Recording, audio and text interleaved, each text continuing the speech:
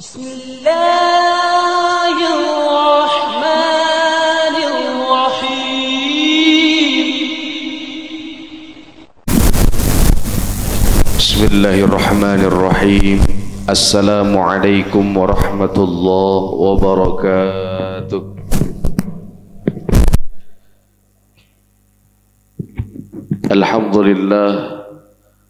Alhamdulillah wa kafa, wassalatu wassalamu ala sayyidina Muhammadin al-Mustafa wa ala alihi wa ashabihi ahli sidqi wal wafa. Rabbi shrah lana sadrana wa yassir lana umurana wa hlul 'uqdatam min alsinatina yafqahu qawlana. Rabbi zidna ilman warzuqna fahman. Allahumma faqihna fid din, Allahumma faqihna fid din, Allahumma faqihna fid din wa 'allimna at-ta'wil. Walhamdulillahi rabbil alamin. Amma ba'd. Puji syukur kepada Allah Subhanahu wa taala, kita panjatkan salawat serta salam kepada Rasulullah sallallahu alaihi wasallam. Kita sampaikan, bagaimana kabar Bapak Ibu semua, sehat? Alhamdulillah, mudah-mudahan kita semua selalu diberikan nikmat sehat wal afiat oleh Allah Subhanahu wa taala. Amin ya rabbal alamin. Insyaallah kajian Ahad hari ini kita akan sama-sama membahas terkait amalan persiapan menyambut bulan suci Ramadan sebagai bentuk isti'adad, bagaimana kita mempersiapkan diri kita sebelum memasuki bulan suci Ramadan. Hadirin Bapak dan Ibu yang dimuliakan oleh Allah Subhanahu wa taala, kalaulah kita mengilustrasikan bahwasanya Ramadan ini adalah sebagai tamu, tentu kita akan memberikan jamuan yang terbaik. Betul Bapak Ibu ya? Jadi kalau misalkan Ibu kedatangan tamu yang istimewa gitu ya, kedatangan pejabat, kedatangan presiden sekalipun, tentu yang dipersiapkan itu bukan hanya sekedar air putih ya Bu ya. Jadi apapun itu memberikan suguhan jamuan yang terbaik. Penampilannya, pakaiannya gitu ya. Bahkan make upnya luar biasa. Mungkin pakai bulu mata anti tsunami kali ya. Wah, pokoknya benar-benar dah, bajunya simer-simer gitu kan. Pokoknya semuanya yang terbaik. Nah, bagaimana ketika kita menyikapi datangnya bulan Ramadan, juga tentu kita harus memberikan jamu yang terbaik. Kenapa? Karena Ramadan ini termasuk juga sebagai tamu yang istimewa. Kenapa Ramadan disebut tamu yang istimewa? Tentu sesuatu yang istimewa itu memiliki banyak keutamaan dan kelebihan. Apa saja yang bisa kita ketahui dalam hadis yang diriwayatkan oleh Imam An-Nasa'i nomor hadis 2079, keistimewaan Ramadan itu dikarenakan yang pertama, faradallahu azza wa jalla alaikum siyamah, bulan di mana kita diperintahkan dan diwajibkan untuk menjalankan ibadah puasa. Apakah berhenti sampai di situ? Tidak. Istimewanya Ramadan karena tuftahu fihi abwabus sama, dibukanya pintu-pintu syurga, pintu-pintu langit. Ini maksudnya pintu-pintu syurga. Apa maksudnya? Ulama menyampaikan bahwasanya pintu kebaikan itu terbuka lebar. Artinya kita diberikan kesempatan yang sangat seluas-luasnya untuk bisa melakukan amalan-amalan yang menghantarkan kita untuk bisa dapat masuk ke dalam syurganya Allah Subhanahu wa taala. Jadi kita diberikan kesempatan yang seluas-luasnya. Makanya kenapa kita mengucapkan selamat datang Ramadan itu dalam bahasa Arabnya bukan ahlan wa sahlan ya Ramadan, tapi marhaban ya syahrul Ramadan. Kenapa bukan ahlan wa sahlan? Menurut pendapat Profesor Quraisy Shihab, kalau ahlan wa sahlan, ahlan itu kan artinya keluarga, ahlun. Sahlan itu mudah. Jadi itu sebagai ungkapan selamat datang yang memiliki makna, itu seakan-akan seseorang atau sesuatu yang datang yang menjadi bagian keluarga kita, yang dilalui dengan cara yang mudah, tanpa ada jalan yang mendaki, atau yang dimaknai sahlun itu juga sebagai dataran yang rendah yang mudah untuk dilalui. Nah, lalu apa perbedaannya dengan marhaban? Marhaban itu berasal dari kata rohbun, yang berarti luas dan lapang.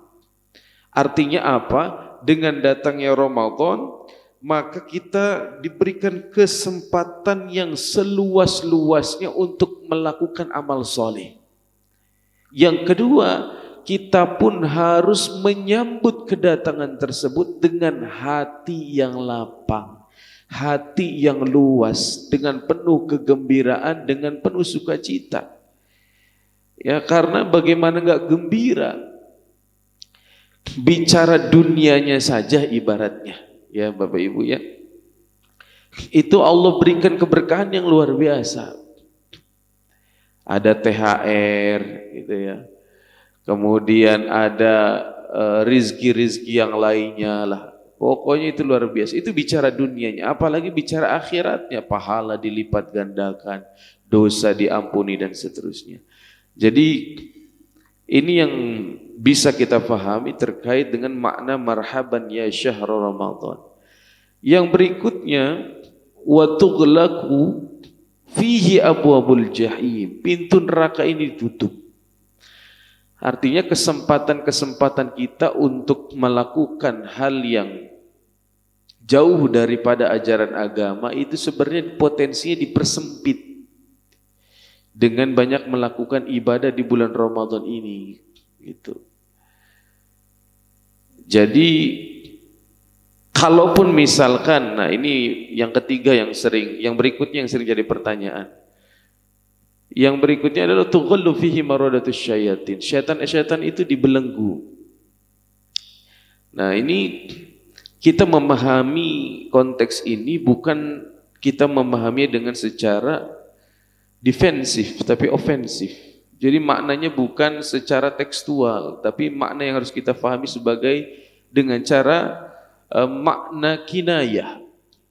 Kata Syekh Izzuddin bin Abdus Salam dalam kitabnya Maqasidus Shaum, apa maksudnya syaitan itu dibelenggu? Maksudnya adalah ibaratun anin qita'i waswasatihim anil shaimin li'annahum la yatma'una fi ijabatihim anil ma'asi. Jadi maksudnya adalah itu sebagai pengibaratan terputusnya konektivitas setan, kesempatan setan dalam mengganggu, menggoda manusia, khususnya bagi orang-orang yang berpuasa. Kenapa? Karena dengan puasa itulah sebenarnya cara kita mempersempit jalurnya setan. Orang yang perutnya kenyang, itu gampang setan itu menggodanya. Ya. Kita malas ibadah, apalagi kalau buka puasanya kekenyangan. Ya Bu ya, mazhabnya mazhab all you can eat. Ada kolak dihabek, nasi berkat disikat, pisang molen ditelan. Kata Imam Syafi'i, orang yang makannya kekenyangan yut'afu sahibahu 'anil ibadah. Akan membuat orang itu berat untuk ibadah, lemah untuk ibadah. Akhirnya ibu-ibu nanya dah, di mana ya yang tarawih bacaannya cepat imamnya? Oh, di musola sono. Kenapa? Imamnya Fatihahnya satu nafas. Bismillahirrahmanirrahim. Allah Akbar selesai. Masih belum puas juga. Ada nggak yang lebih cepat? Ada. Tuh di musola pojok sono. Kenapa? Imamnya baca Fatihah bukan satu nafas lagi, tapi imamnya udah nggak nafas. Inna lillahi wa inna ilaihi raji'un. Jadi ini maksud daripada syaitan itu dibelenggu. Makanya ada sindiran meme ya. yang viral di TikTok atau di sosial media. Mumpung belum puasa itu motor itu harus diservis katanya. Kenapa? Karena biasanya kalau udah puasa itu tiba-tiba langsung belok kiri mampir ke warteg katanya. Jadi sebenarnya yang diservis bukan motornya tapi orangnya gitu ya. Jadi oknumnya itu. Gitu. Jadi ini yang harus bisa kita sama-sama fahami agar apa? Agar kita bisa memaknai keistimewaan Ramadan itu. Apalagi fihi lailatul khair min alfi syahr, terdapat Lailatul Qadar. Apalagi mulianya bulan ini ditandai dengan turunnya Al-Qur'an. Orang yang dilekatkan, didekatkan, digandengkan dengan Al-Qur'an itu menjadi mulia. Bulan menjadi mulia karena diturunkannya Al-Quran, itulah Ramadan. Malam menjadi sempurna kemuliaannya, itulah malam Lailatul Qadar. Karena kan dalam Al-Quran, surat Al-Qadar kita pahami, Inna anzalnahu fi Lailatul Qadar. Sungguhnya kami turunkan Al-Quran itu pada malam Lailatul Qadar. Bahkan Nabi kita Muhammad, semakin sempurna kemuliaannya dan Allah memberikan kemuliaan sangat luar biasa. Quran itu Allah turunkan kepada beliau. Itu jadi orang yang dekat dengan Al-Quran, insya Allah kehidupannya akan dimuliakan oleh Allah Subhanahu wa Ta'ala. Yang berikutnya, dosa-dosa itu diampuni. Ghufira lahu ma taqaddama min dzambih. Dalam syarah penjelasan hadis, ulama menjelaskan dosa di sini yang dimaksud adalah dosa-dosa kecil. Jadi kadang kan orang itu memahami secara singkat ya. Oh ya udah dosa udah diampuni, berarti kita bebas dan seterusnya. Belum tentu. Karena bisa jadi potensi dosa kita jauh lebih besar daripada amal kebaikan kita. Jadi yang dimaksud adalah dosa-dosa kecil. Yang berikutnya dikabulkan doa-doa. Nah ini istimewanya Ramadan. Hadirin jamaah yang dimuliakan oleh Allah Subhanahu wa Ta'ala. Lalu apa persiapan terbaik kita untuk menyambut tamu Ramadan yang istimewa ini? Pertama, yaitu berkaitan dengan isti'adadul jasad atau isti'adadul jism. Persiapan fisik ini berkaitan dengan kesehatan. Kalau orang enggak sehat ya, pasti akan berpengaruh terhadap ibadahnya. Makanya kita harus bisa menjaga kesehatan kita dengan sebaik-baiknya. Karena nikmat sehat inilah maghbunun fihi makatsirun minan nas asya wal faragh. Dua nikmat yang banyak orang itu melalaikan, kesempatan dan juga nikmat kesehatan. Mumpung kita masih diberikan kesehatan dan kesempatan, itulah yang menjadi modal kita untuk banyak-banyak melakukan ibadah dan agar kita bisa menjalankan ibadah kita dengan sempurna. Kalau fisik tidak sehat mungkin akan terganggu atau tidak maksimal kita dalam menunaikan ibadah puasa. Yang berikutnya, persiapan yang kedua isti'adadur ruh, persiapan rohani. Allah berfirman, Ya ayyuhalladzina amanu kutiba alaikumus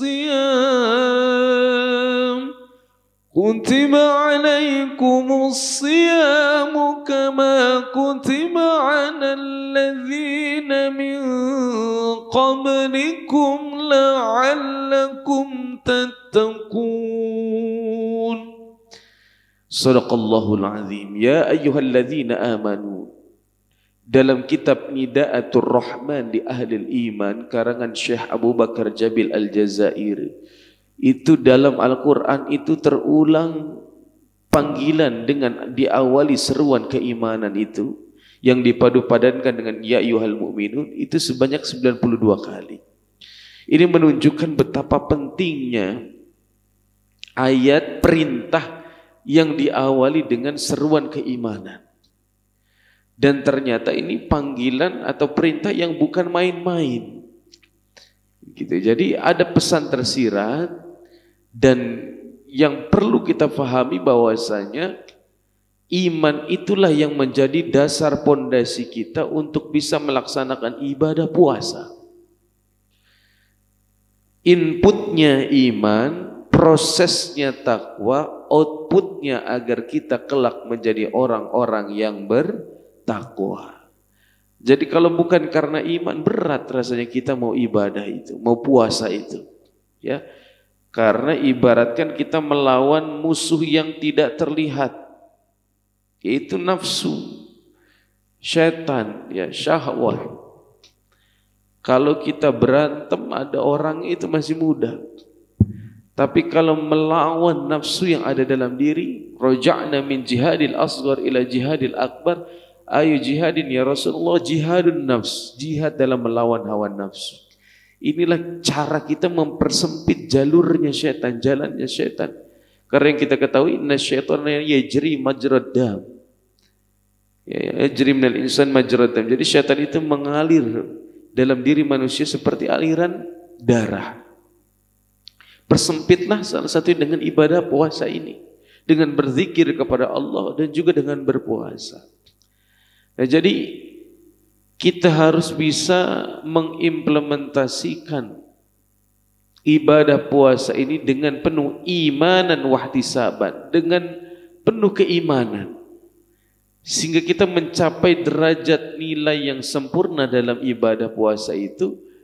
Kalau iman kita betul-betul kita resapi, betul-betul kita bisa menjalankan ibadah puasa itu dengan keimanan yang sempurna, sehingga insya Allah akan mempengaruhi level puasa kita nanti ada di posisi apa.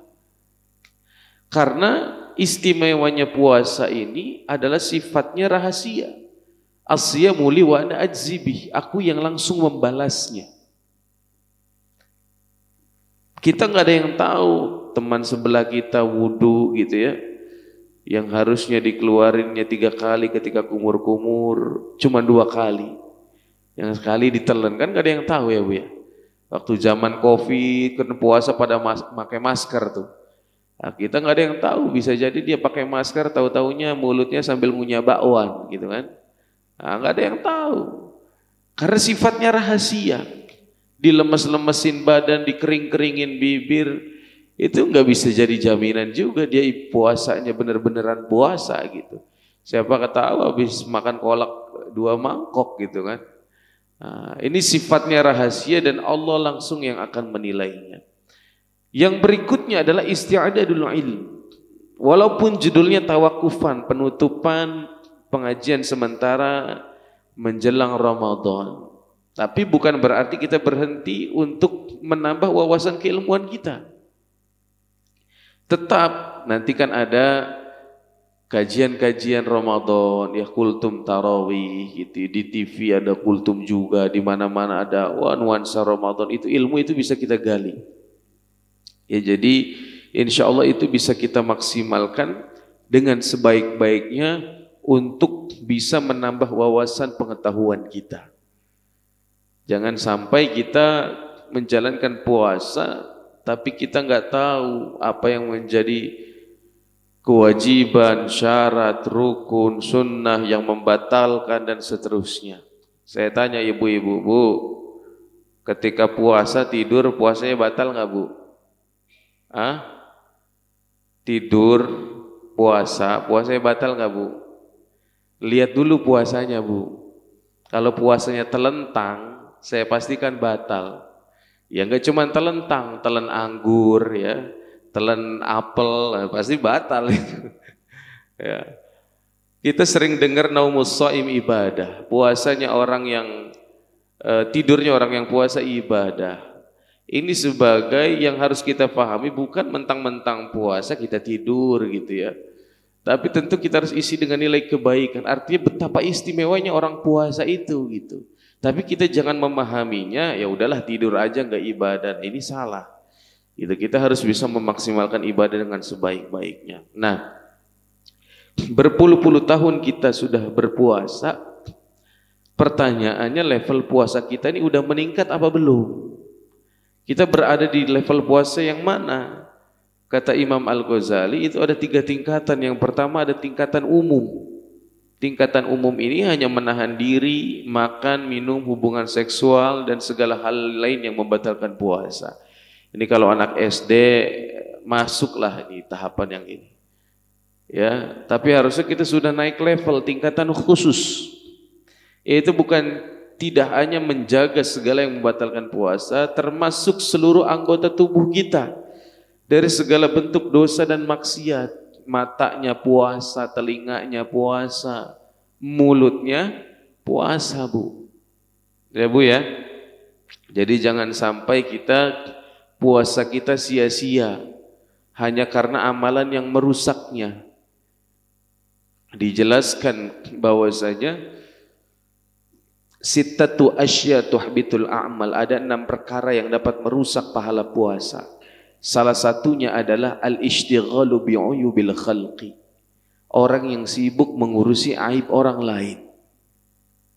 Kita nggak sadar gitu. Jadi kita ngomongin orang, bicarakan kekurangan orang, aib orang lain gitu. Sehingga ada yang berpendapat seperti ini, Bapak Ibu, ini menjadi renungan.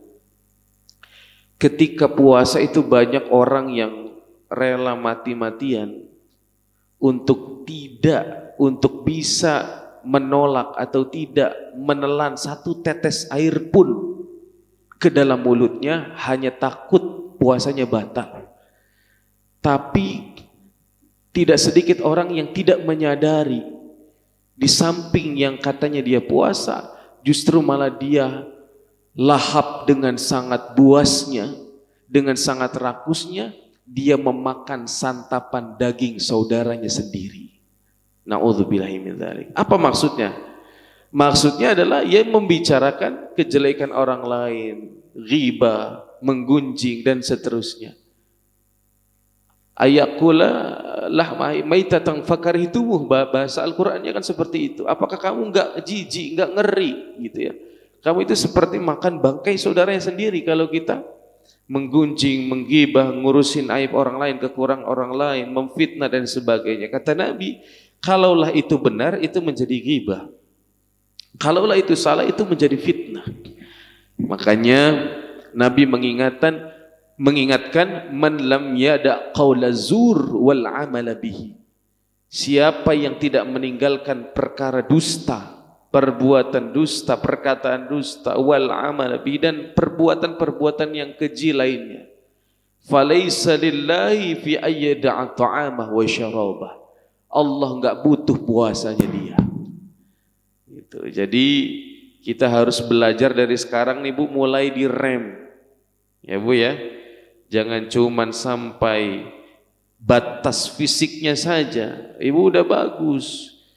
Ya, pakai gamis besar, bajunya jilbabnya lebar ya.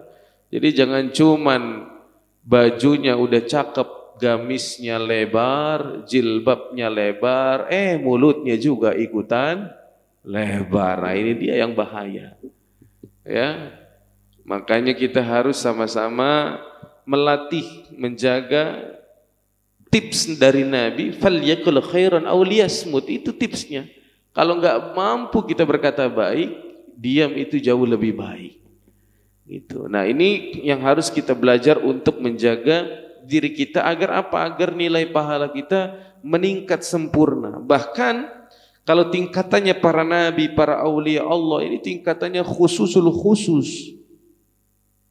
Ya, bukan hanya menjaga seluruh anggota tubuh, tapi mampu mengendalikan hati dari semua keinginan rendah dan pikiran keduniawian, serta menghindarkan hati dari segala sesuatu selain Allah. Jadi hatinya aja puasa, Bu. Jadi kalau orang yang tingkatannya level 3 ini mikirin buka pakai apa nanti, buka puasa pakai apa, mungkin itu udah batal. Ya, kalau kita makan jam 12, jam 1, jam 2 siang itu udah luar biasa ya, Bu ya. Udah perut keroncongan, pala udah puyeng gitu kan. Lihat sunlight udah kayak sirup marjan gitu kan. Lihat kecoa udah kayak korma gitu. Ya, saking kita ini masih levelnya masih jauh gitu. Bahkan hati itu sampai berpuasa. Tidak ada dengki, iri, hasad, hal-hal sesuatu yang kaitannya dengan dunia.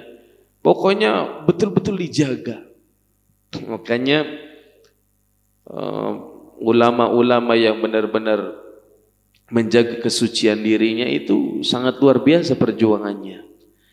Abu Yamun Fasir itu ya, beliau itu orang yang luar biasa. Sampai-sampai makanannya aja itu harus dari yang ditanam gitu. Ayamnya enggak sembarangan. Jangankan perkara haram, Bu. Perkara syubhat aja itu dijaga. Ya kan kalau ayam itu kita enggak tahu dalam pemotongannya itu benar-benar sesuai syariat atau enggak gitu kan. Itu kalau ulama yang benar-benar ngejaga itu enggak sembarangan makan ayam itu. Sampai betul-betul saking menjaga kesucian, kebersihan hati, kesucian dirinya. Nah ini kita paling tidak minimal di level 2 lah, tingkatan khusus. Ya, jadi semuanya dijaga. Inilah yang dimaksud dengan afiat. Menjaga anggota tubuh, mata, telinga, lisan. Ya, jadi jangan sampai lisan kita ini merusak pahala puasa kita. Mau bohong, itu sampai direm dulu. Ditanya sama suaminya, istrinya tadinya mau bohong tuh, diem. Kenapa diem? Ntar jawabnya habis maghrib aja. Ya sama aja. Tujuannya pengen bohong-bohong juga itu. Ya. Nah ini jadi bagaimana kita melatih itu semua. Hadirin Bapak dan Ibu yang dimuliakan oleh Allah. Nah, kita lihat yang sering menjadi kebiasaan dan sebenarnya kita harus paham apa yang menjadi prioritas. Membeli takjil menjelang maghrib bukan nggak boleh, tapi yang prioritas sholat maghribnya itu yang harus diperhatikan. Ya, bukber bukan nggak boleh, tapi bukan judulnya cuman bukber gitu. Tapi ibadah yang lainnya juga harus bersama. Maghribnya berjamaah, isyaknya berjamaah, tarawihnya juga berjamaah. Jadi jangan cuma buka puasanya aja gitu ya. Berlebihan dalam berbuka. Nah, ini dia. Berdoa ketika berbuka yang menjadi prioritas. Berburu pernak-pernik lebaran. Nah, ini yang biasa di 10 akhir Ramadan itu banyak yang bukannya nyari Lailatul Qadar tapi nyarinya Lailatul Qadar. Ya Bu ya, udah ke Tanah Abang belum Bu? Wah, ini Tanah Abang udah ramai itu. Ya. Jadi itikaf di masjid yang menjadi prioritas, mudik, memaksimalkan 10 malam terakhir dan seterusnya. Ini yang harus kita pahami. Yang berikutnya isti'dadul mal, persiapan harta. Karena ada kewajiban di akhir untuk mensucikan diri kita, harta kita itu adalah kita harus mengeluarkan zakat fitrah. Di samping itu Nabi itu kana ajwadan nas fi Ramadan. Nabi itu orang yang paling dermawan di bulan Ramadan, bahkan melebihi angin yang bertiup. Saking dermawannya Nabi. Ya makanya kalau ibu-ibu ya pengen dapat pahala double ya ketika puasa, amalkan hadis ini Bu. Man fattara shaiman kana lahu mithlu ajrihi ghairu annahu la yanqusu min ajri shaim. Siapa yang memberi makan orang yang berbuka, dia mendapatkan seperti pahala orang yang berpuasa tanpa mengurangi pahala orang yang berpuasa itu sedikit pun. Jadi kalau bikin kolak, bikinnya yang banyak. Ya Bu ya. Buat takjil, buat pengurus masjid, buat para asatidz, buat orang-orang yang membutuhkan. Ketika makanan itu dimakan, insya Allah kita akan mendapatkan pahala dari orang tersebut tanpa mengurangi pahala orang yang berpuasa itu sedikit pun. Yang berikutnya yaitu adalah isti'dadul amal, persiapan amal. Maksudnya apa? Ini yang dimaksud persiapan amal ini adalah sebagai pembiasaan. Ya, pembiasaan. Kenapa? Karena kita tahu bulan Sya'ban itu adalah syahrun yang fulun nas. Bulan yang dimana banyak orang itu lalai. Dan sebenarnya kalau kita melakukan ibadah di mana orang itu banyak yang dikatakan lalai, itu nilai pahalanya jauh lebih besar. Tahajud misalkan. Kan itu dilakukan di sisi lain orang itu banyak yang terlelap dalam tidurnya, tapi kita bangun malam tahajud. Itu luar biasa pahalanya. Salat subuh berjamaah, ya itu luar biasa pahalanya.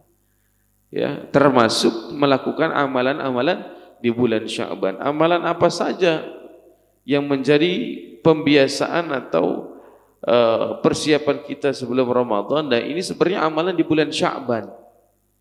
Ya, amalan yang dilakukan di bulan Sya'ban. Apa saja? Pertama, memperbanyak puasa sunnah. Kenapa Nabi itu banyak berpuasa di bulan Sya'ban? Karena salah satu alasannya adalah uhibbu ayyurfa amali wa ana shaim. Aku sangat cinta amalanku itu ketika diangkat aku dalam kondisi berpuasa. Ya, jadi ini jadi salah satu faktor Nabi itu banyak puasa di bulan Sya'ban. Tapi di tahun berikutnya Nabi itu enggak puasa 1 bulan penuh karena dikhawatirkan hal ini diwajibkan. Nah, ini penjelasannya. Aktsaru siyaman minhu fi Sya'ban. Nabi itu banyak melaksanakan puasa di bulan Sya'ban. Tapi yang menjadi pertanyaan, kan kita sering tuh mendengar, Ustadz kalau udah mau puasa kita nggak boleh puasa gitu ya. Ada beberapa hadis penjelasan terkait ini, tapi kita harus pahami dulu konteksnya. Nah, pertama, hadis riwayat Bukhari, hadis sahih, dijelaskan la yataqaddamanna ahadukum Ramadan bisawmi yaumin aw yaumain illa ayyakuna rajulun kana yasumu sawmahu falyasum dzalikal yaum.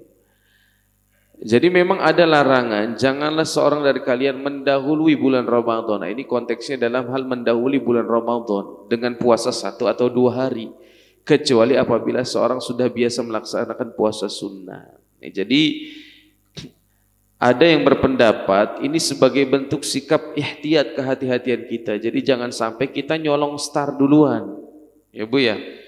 Jadi dia Ramadan belum terlihat hilalnya, belum dikata masuk Ramadan, tapi dia 1-2 hari itu udah puasa. Tapi awal-awalnya itu nggak puasa gitu. Nah, tapi di sini ada pengecualian. Kalau dia terbiasa puasa sunnah, itu tidak menjadi persoalan. Gitu. Nah, ini kita harus pahami dulu konteksnya. Ada ulama juga yang berpendapat dikhawatirkan takutnya terjadinya penggabungan niat dalam ibadah, dalam artian harusnya dia udah masuk Ramadan misalkan, tapi dia masih sunnah Sya'ban, melaksanakan puasa sunnah di bulan Sya'ban. Jadi sebagai bentuk ihtiyat juga, kehati-hatian. Tapi pengecualian, kalau orangnya sudah terbiasa puasa sunnah, maka itu tidak menjadi persoalan, gitu ya, tidak menjadi persoalan. Jadi diperbolehkan. Bahkan kalau misalnya konteksnya adalah bagi mereka yang mempunyai hutang puasa, nah, justru ini malah wajib ditunaikan meskipun sudah bulan Sya'ban. Kenapa? Riwayatnya sahih, Siti Aisyah itu banyak mengqadha puasanya. Sahih riwayatnya ya, muttafaqun alaih, hadis riwayat Bukhari dan riwayat Muslim. Kata Siti Aisyah, itu aku berhutang puasa Ramadan dan aku tidak bisa mengqadanya kecuali pada bulan Sya'ban. Kenapa Siti Aisyah itu banyak mengqadha puasa di bulan Sya'ban? Karena di bulan-bulan yang lain itu Siti Aisyah sibuk untuk melayani Nabi. Gitu. Ya, jadi karena kesibukan itulah Siti Aisyah itu fokus untuk membayar hutang puasanya itu di bulan Sya'ban. Dan Aisyah tahu kebiasaan Nabi juga bahwasanya Nabi itu di bulan Sya'ban banyak berpuasa sunnah. Gitu. Jadi ini yang harus kita pahami. Kalau memang sudah punya atau masih ada yang punya hutang puasa, maka haruslah ditunaikan atau haruslah diselesaikan hutang puasa tersebut. Ini yang harus sama-sama kita pahami dalam hal ini. Nah, yang berikutnya ada hadis idza tasafa Sya'ban fala tasumu. Nah, ini yang seringnya kita menjadi acuan. Apabila telah berlalu setengah dari bulan Sya'ban, maka janganlah kalian berpuasa. Dalam hadis ini jumhur ulama itu berpendapat bahwasanya riwayat ini merupakan hadis yang riwayatnya dhaif, itu lemah. Sementara Ahmad dan Ibnu Ma'in mengatakannya sebagai hadis yang mungkar. Dan kembali konteks yang tadi, kalau memang sudah terbiasa untuk berpuasa sunnah, itu tidak menjadi persoalan. Ya, silahkan, apalagi yang punya hutang, itu justru harus ditunaikan. Jadi kita jangan mengklaim atau melarang orang yang mungkin sudah terbiasa dalam melaksanakan ibadah puasa. Adapun dari sifat kehati-hatian yang tidak terbiasa ini, dikhawatirkan apa menjadi kekhawatirannya? Takutnya nanti ketika Ramadan malah yang tiba-tibanya nggak biasa puasa, kemudian puasa, nanti pas Ramadan malah dia tidak sehat atau tidak kuat gitu ya. Dia malah tidak semangat menjalankan ibadah puasa. Ini yang menjadi kekhawatiran gitu yang harus kita fahami. Jadi kita lihat dulu konteksnya itu seperti apa. Jadi jangan melarang atau mengklaim ini berarti tidak boleh, tidak. Lihat dulu kalau memang itu hutang wajib ditunaikan. Kalau memang sudah terbiasa untuk berpuasa sunnah itu masih diperbolehkan. Yang dikhawatirkan itu orang yang nyolong star gitu ya, udah duluan nggak biasa puasa, sehari 2 hari udah puasa. Ini kadang kalau kita kan pengennya yang enaknya doang, ya Bu ya. Puasanya pengennya belakangan, lebarannya pengennya duluan. Nah ini dia. Nah, ini yang tidak diperbolehkan. Yang berikutnya, Nabi banyak melakukan amalan yang biasa dimaksimalkan untuk di bulan Sya'ban itu adalah bersolawat kepada Nabi. Karena solawat ini perintah ya ayyuhalladzina amanu sallu alaihi wasallimu taslima ini turunnya di bulan Sya'ban. Jadi perbanyak solawat. Dalam kitab Kanzun Najah wa Surur itu kan dijelaskan Rajab itu syahrulnya istighfar, bulannya istighfar. Kalau Sya'ban bulannya salawat kepada Nabi.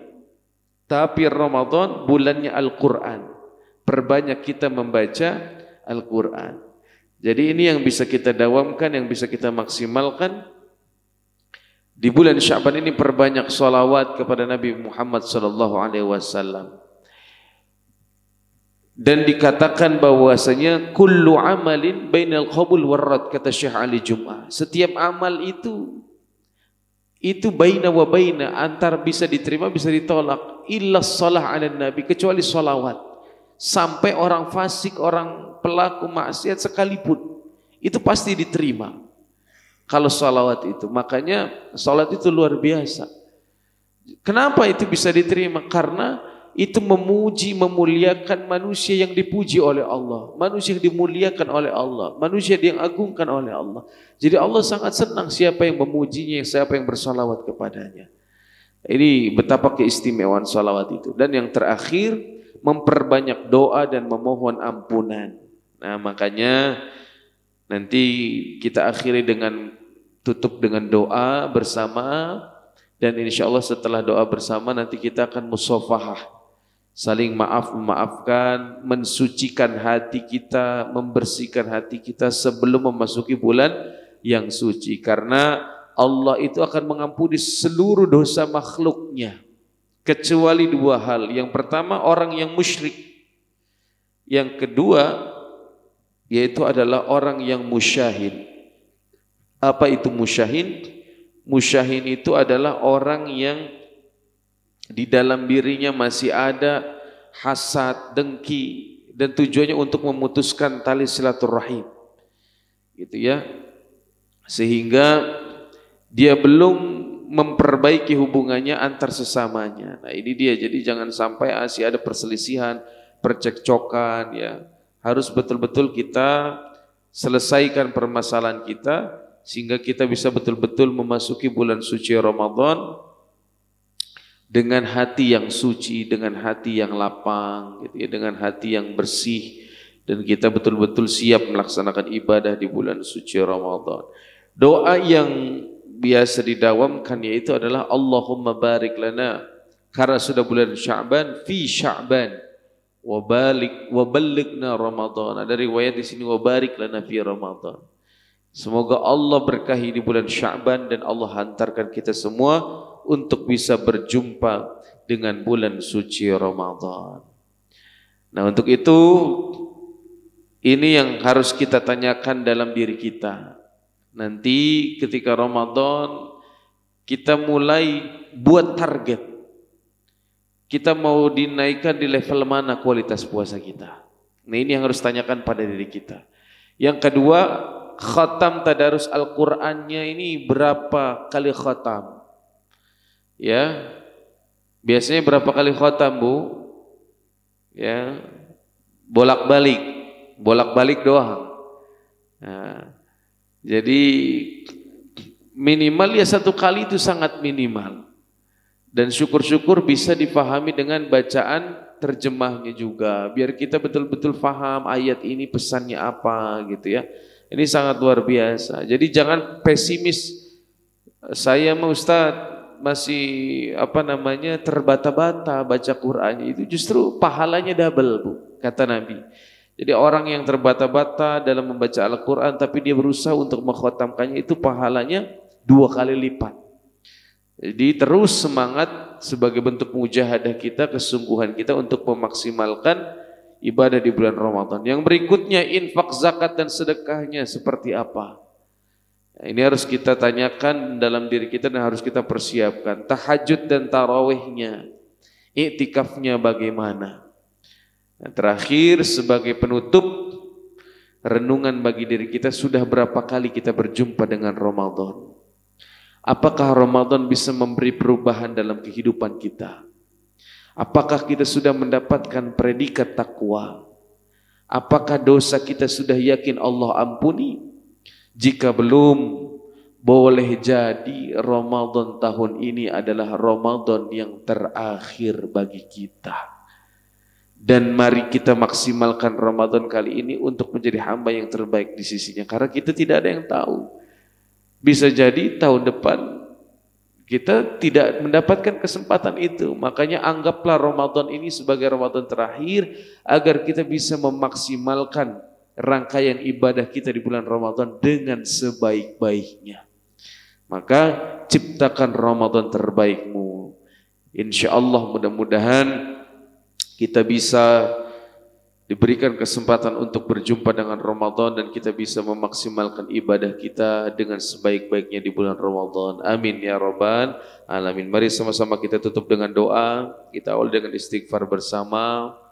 Dan nanti setelah doa, setelah kita tutup kajian kita, baru nanti dilanjut dengan musafahah. Ya, kita istighfar 3 kali. Astaghfirullah رب البرايا أستغفر الله من الخطايا